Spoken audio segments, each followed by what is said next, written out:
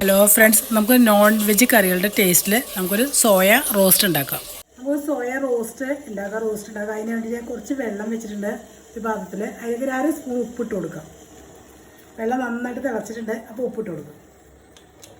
2 cup soya എടുത്തിരിക്കുന്നത് കേട്ടോ, അതിലേക്ക് ഇട്ട് കൊടുക്കാം. 2 മിനിറ്റ് നമുക്ക് കുക്ക് ചെയ്തെടുക്കാം കേട്ടോ.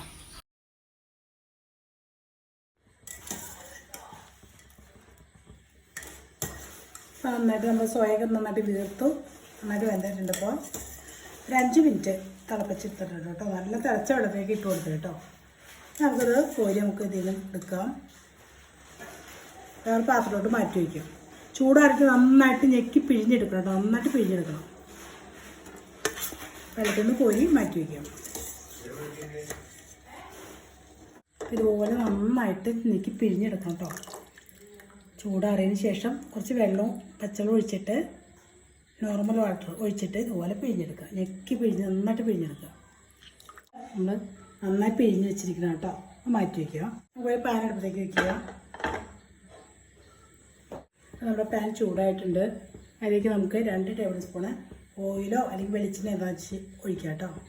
ഞാൻ വെളിച്ചെണ്ണയാണ് ഒഴിക്കുന്നത്. 2 ടേബിൾ സ്പൂൺ ഒഴിക്കുക. അത് ചൂടായിട്ട് നമുക്ക് അതിലേക്ക് ഒരു കഷ്ണം പട്ട, ഒരു 4 ഏലക്കായ, 4 ഗ്രാമ്പു ഇത് ഇട്ട് കൊടുക്കുക കേട്ടോ. ഇനി നമുക്ക് അതിലേക്ക് ഒരു കഷ്ണം ഇഞ്ചി, ചെറിയ ടേബിൾ സ്പൂൺ ഇഞ്ചി ഉണ്ടാവും. കുരുകുരു ചെറുതായിട്ട് അരിഞ്ഞിട്ടുണ്ട്, അതിലേക്ക് ഇട്ട് കൊടുക്കുക കേട്ടോ. ചെറിയ അല്ലിയാണ് വെളുത്തുള്ളി, ഒരു 7 അല്ലി എടുത്തിട്ടുണ്ട്. അത് ഇതുപോലെ ചെറുതായിട്ട് കുരുകുരു അരിഞ്ഞെടുത്തിട്ടുണ്ട്, അതും ഇതിലേക്ക് ഇട്ട് കൊടുക്കുക.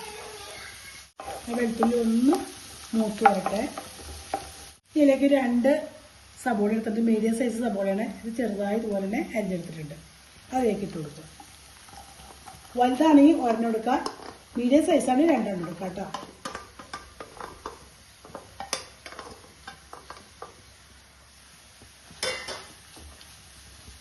ചെറിയ കളർ ചേഞ്ച് വേണ്ട, അതുവരെ നമ്മൾ ഇളക്കി കൊടുക്കുക കേട്ടോ. ചെറിയ ഗോൾഡൻ കളർ ആവുന്ന വരെ നമ്മൾ ഇളക്കി കൊടുക്കുക. ഇതുപോലെ ചെറുതായിട്ട് കളർ മാറിയാൽ മതി. ഒരുപാട് കളർ മാറണ്ട സവോളയുടെ. ഇതുപോലെ ചെറുതായി കളർ മാറുമ്പോൾ നമുക്ക് അതിലേക്ക് 2 തക്കാളി ചെറുതായി കട്ട് ചെയ്തിട്ട് കൊടുക്കാം കേട്ടോ. ഒന്ന് വഴമ്പ് വരട്ടെ. ഇനി നമുക്ക് ലോ ഫ്ലെയിമിലേക്ക് ആക്കാം കേട്ടോ. നമ്മുടെ തക്കാളിയും വാടിയിട്ടുണ്ട്. നമുക്ക് ലോ ഫ്ലെയിമിലേക്ക് ആക്കിയിട്ട് നമുക്ക് പൊടികൾ ഇട്ട് കൊടുക്കാം. നമുക്ക് ഇതിലേക്ക് ഒരു 1.25 ടീസ്പൂണ് കുരുമുളക് പൊടി ഇട്ട് കൊടുക്കുക കേട്ടോ. 1/2 ടീസ്പൂണ് മുളക് പൊടി ഇട്ട് കൊടുക്കുക. 1/2 ടീസ്പൂണ് പെരിഞ്ചീരക പൊടിച്ചിട്ട് കൊടുക്കുക. 1 ടീസ്പൂണ് മല്ലിപ്പൊടി ഇട്ട് കൊടുക്കുക. ഒരു 1/4 ടീസ്പൂണ് മഞ്ഞൾപ്പൊടി ഇട്ട് കൊടുക്കുക. പൊടികളുടെ പച്ചമണം മാറുന്ന വരെ നമ്മൾ ഇളക്കി കൊടുക്കുക കേട്ടോ. അപ്പോൾ നമ്മുടെ പൊടികളുടെ പച്ചക്കുത്തൊക്കെ പോയിട്ടുണ്ട്. അപ്പോൾ നമുക്ക് ഇനി ഇതിലേക്ക് കുറച്ച് വെള്ളം ഒഴിച്ച് കൊടുക്കുക.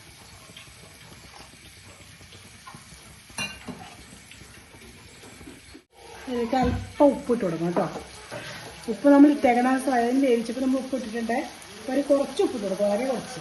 വേണമെങ്കിൽ നോക്കിയിട്ട് ഇടാമല്ലോ. പിന്നെ അത് നന്നായിട്ട് തിളച്ചിട്ടുണ്ട്. നമുക്ക് അതിലേക്ക് സോയാബീൻ ഇട്ട് കൊടുക്കാം. നമ്മൾ പിഴിഞ്ഞ് വെച്ചിരിക്കുന്ന സോയാബീൻ ഇതിലേക്ക് ഇട്ട് കൊടുക്കുക. എന്നിട്ട് ഇളക്കി കൊടുക്കുക. ഇതിലേക്ക് കുറച്ച് വെള്ളം കൂടിയിട്ട് ആ വെള്ളം ഒഴിച്ചൊക്കെ സോയാബീൻ അതൊക്കെ വടിച്ചെടുത്തിട്ടുണ്ട്, വറ്റി പോയിട്ടുണ്ട്. നമുക്ക് കുറച്ച് വെള്ളം കൂടി ഒഴിക്കുക.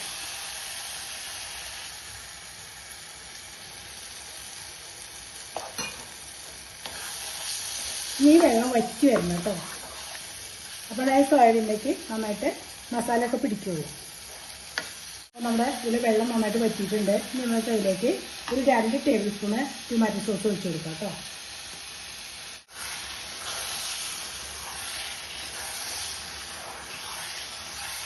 ഇളക്കി മിക്സ് ചെയ്ത് കൊടുക്കുക.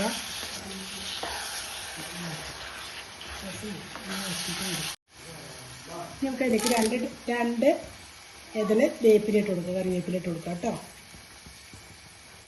ഒരു 4 നീളത്തിൽ കട്ട് ചെയ്ത പച്ചമുളക് ഇട്ട് കൊടുക്കുക. നമുക്ക് അതിലേക്ക് ഒരു തക്കാളി ഇതുപോലെ വലുതായി സ്ക്വയറായിട്ട് കട്ട് ചെയ്തിട്ടുണ്ട്, അതിട്ട് കൊടുക്കുക കേട്ടോ. അതിലേക്ക് ലാസ്റ്റ് അതിട്ട് കൊടുക്കണം. നല്ല പഴുത്ത തക്കാളിയാണ് കേട്ടോ അത്. അപ്പോൾ ഒന്ന് സ്ക്വയറായിട്ട് വലുതാക്കി കട്ട് ചെയ്യാം.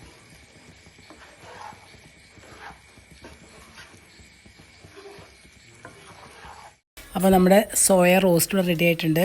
അപ്പോൾ നിങ്ങളിതെല്ലാവരും ഒന്ന് ട്രൈ ചെയ്ത് നോക്കുക. ഇഷ്ടപ്പെട്ടെങ്കിൽ ലൈക്ക് ചെയ്യുക, ഷെയർ ചെയ്യുക, ഫീഡ്ബാക്ക് അറിയിക്കുക.